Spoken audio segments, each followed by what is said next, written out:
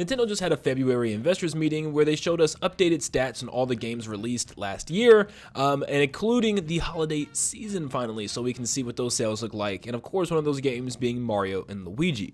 Well, Echoes of Wisdom and Mario Party Jamboree both did pretty daggone well. In fact, for its current time on the market, Mario Party Jamboree has done the best out of the gate than any other Mario Party, which is pretty daggone awesome. I'll be honest though, I don't think it's going to have the legs that Super Mario Party had, or even Mario Party Superstars, simply because Super Mario Party was the first Mario Party game on the Switch, so it was a reason for a lot of people to go out and buy it well after it released. And Echoes of Wisdom as well did pretty good. In fact, it's the second best-selling 2D Zelda game in the first quarter so far, so we're just gonna have to see how long the legs last and how far this game can go, but it's selling pretty much 4 million copies already is pretty good. The reason you're here is for Mario and Luigi Brothership, and this is a game that I have gone on and on about to be absolutely hated on far beyond it needed to be. In fact, I think this is one of the more overhated games on the entire Switch console. It has its issues, it's not a perfect game, but reviews definitely kind of bashed it, and when I got my hands on it, I was expecting it to be pretty mediocre and lackluster, but I ended up having a really good time. I ended up ranking the game around an 8 out of 10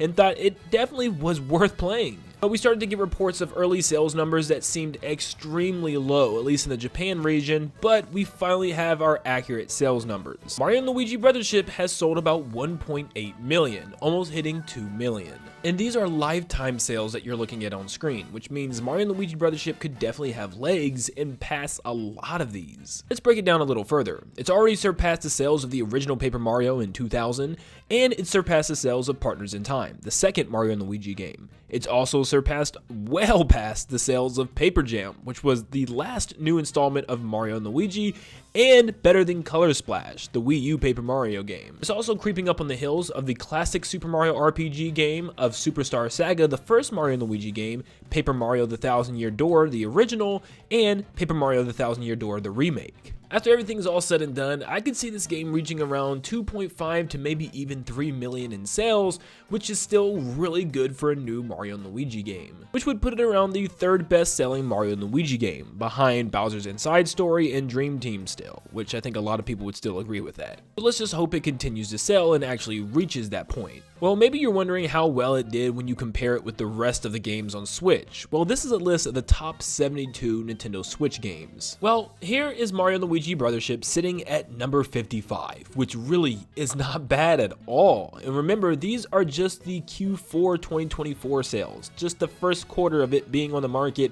it's sitting at number 55. It's already doing better than Luigi's Mansion 2 HD, even Metroid Prime Remastered, WarioWare Get It Together, and even Princess Peach Showtime, surpassing it. Shoot, even doing better than Mario vs. Donkey Kong, which I know is a remake, and Bayonetta 3. So Mario & Luigi Brothership is doing quite well for itself. Even if it's not a absolute stellar title for Nintendo, it's one that I think they're definitely going to look at again. So what does this mean for Mario and Luigi? Well, I think it's safe to say that they're still here to stay. Yeah, they got new developers and everything's kind of been reworked for Mario and Luigi Brothership, so it makes me happy to say it probably will be staying around. You also got to look at when this game came out. Like, it came out at the end of the Nintendo Switch lifecycle. Like, last holiday was like one of the last time frames. I think technically this time frame we're in right now until like probably April, when we start hearing everything about Switch 2, everything's falling off. Like, Switch is pretty much done. If you look at the sales of the Nintendo Switch, they are completely underperforming. It is shooting down. The Switch is starting to get old and stale. People are ready for Switch 2. Nintendo even stated that their hardware and software sales for last quarter have been below expectations. So yeah, holiday sales weren't as good as they were hoping, and they now have changed their hardware forecast. They went down from 12.5 million to 11 million units, down 12%, and their software forecast down from 160 million to 150 million units, down 6%. So if anything, it looks like the Nintendo Switch itself took the biggest hit here. People aren't buying many Switches. In fact, they're only either buying OLED or none at all. The holiday sales were pretty low for Switch. Last year has already been one of the lowest sales for Switch, but it also had the lowest holiday season sales as well, which is a clear indicator that it's time to move on.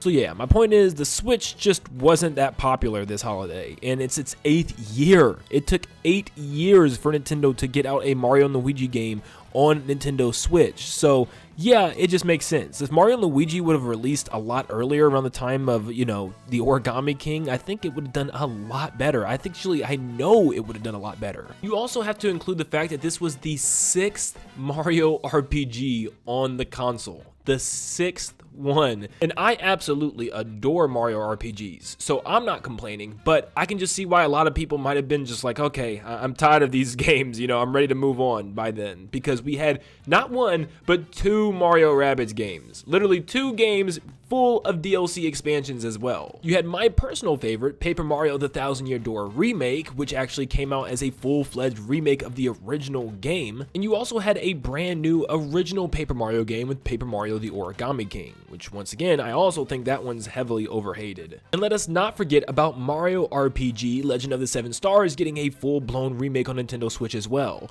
Literally, there was so much Mario RPG to play, and most of these games came out in the span of like 2 years. Like back to back to back to back, we were getting these Mario RPGs literally announced within the same show sometimes. So yeah, I can see why maybe some people got kind of overwhelmed by Mario RPG goodness, and maybe they just wanted to hold off on Mario and Luigi Brothership for now. And with it releasing so daggone late on Nintendo Switch, literally in the year of 2024, the tail end that is, when are we going to expect a new one? Are we going to also be in the same situation where we have to wait towards the middle or even end of the Switch 2 life cycle to see this game, which means, once again, lower sales?